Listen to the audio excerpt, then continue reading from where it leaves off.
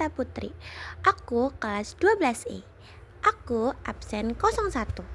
Di sini aku mau menjelaskan bab 1 tentang sifat koligatif larutan. Selamat menonton. Sifat koligatif merupakan sifat larutan yang dipengaruhi oleh jumlah partikel zat terlarut dan tidak tergantung sifat dari zat terlarut. Jumlah partikel zat terlarut dalam suatu larutan secara kuantitatif dinyatakan dalam berbagai satuan konsentrasi, misalnya persen, fraksi mol, molaritas, atau molalitas.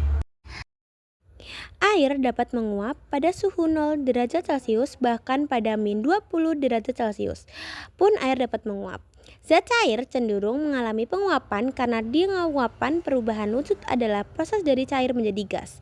Jadi, di atas permukaan zat air selalu ada yap dari cairan tersebut. Banyaknya sedikit uap dapat diukur dari tekanannya. Semakin banyak uap yang berada di atas permukaan cairannya, semakin besar tekanan uap. 2. Kenaikan titik didih larutan. Mendidih merupakan proses yang secara fisik menunjukkan terjadinya penguapan pada setiap bagian air. Hal ini ditandai adanya gelembung-gelembung gas yang bergerak ke permukaan air. Oleh karena itu, perlu adanya ukuran yang jelas bagaimana cairan mendidih untuk menentukan bahwa suatu cairan telah mendidih digunakan tekanan uap. Cairan dikatakan mendidih apabila tekanan uapnya sama dengan tekanan uap lingkungan. Apabila suatu cairan dinaikkan suhunya, maka semakin banyak cairan yang menguap.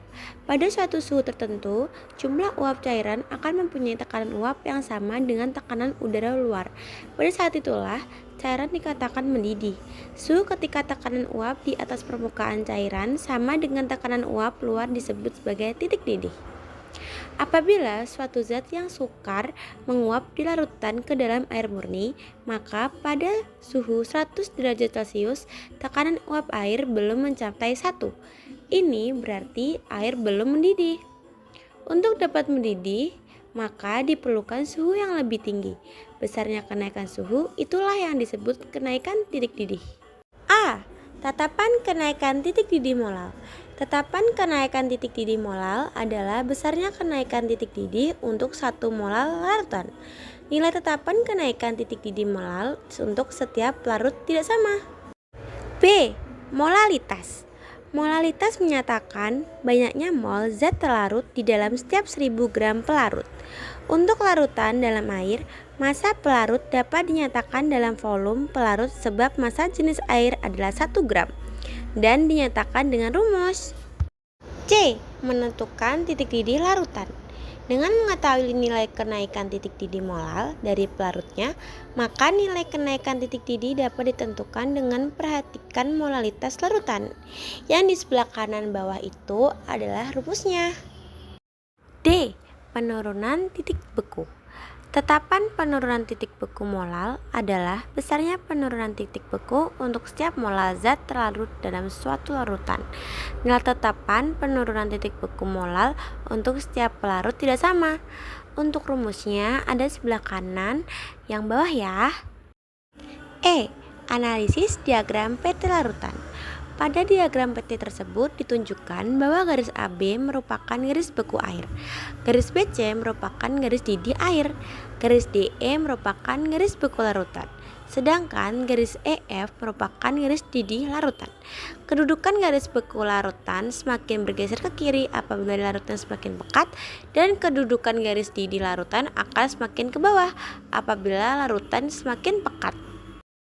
B. Sifat koligatif larutan elektrolit. Dalam konsentrasi di dalam larutan elektrolit, zat terlarut terionisasi menjadi ion positif dan ion negatif. Akibatnya, dalam konsentrasi yang sama, larutan elektrolit akan mengandung partikel yang lebih banyak daripada larutan non-elektrolit. Dalam konsentrasi yang sama, larutan elektrolit mengandung jumlah partikel yang lebih banyak, sebab dalam larutan elektrolit, zat terlarut akan teriosinasi membentuk ion-ion negatif dan positif. Berdasarkan pengamatan, nilai sifat koligatif larutan elektrolit lebih besar daripada nilai sifat koligatif larutan non-elektrolit. Untuk rumusnya ada di sebelah bawah kanannya ya. C. Sifat koligatif larutan dalam kehidupan sehari-hari.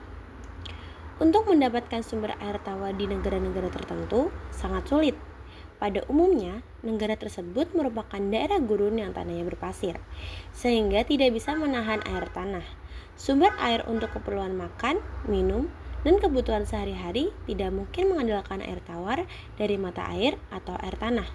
Namun, mengapa negara-negara yang terkenal dengan padang pasirnya memiliki air tawar melimpah? Dari mana air tawar tersebut berasal? Pemerintah negara tersebut mengambil air tawar dari air laut yang diolah menjadi air tawar, yaitu dengan proses osmosis terbalik atau RO. Pada proses osmosis, molekul-molekul air yang berhubungan dengan larutan garam yang dibatasi oleh membran semi permeabel bergerak menuju ke larutan garam. Dalam hal ini, hanya molekul-molekul air yang dapat menembus membran semi permeabel. Nah, apakah kalian sudah paham? Karena kalian sudah paham, aku akan memberikan satu soal buat kalian. Let's go! Jadi, ini adalah satu soal yang aku buat khusus buat kalian semua, yang gampang dan mudah dipaham. Jadi yang pertama kita hitung dulu molnya. Itu dibagi ya teman-teman, dan dari situ kita akan mendapatkan hasil 0,1 mol. Yang kedua, kita cari konversinya. Itu juga sama dibagi dan akan mendapatkan 0,5. Nah, ini yang terakhir, kita bagi juga hasil pertama dan kedua. 0,1 dibagi 0,5 akan mendapatkan 0,2 mol. Jadi molalitasnya larutan adalah 0,2 mol. Jadi seperti itu. Semoga kalian paham ya. Terima kasih teman-teman sudah menonton dari awal dan akhir. Sekian dari aku, Adinda Eliviana Ananta Putri, pamit undur diri. Dadah.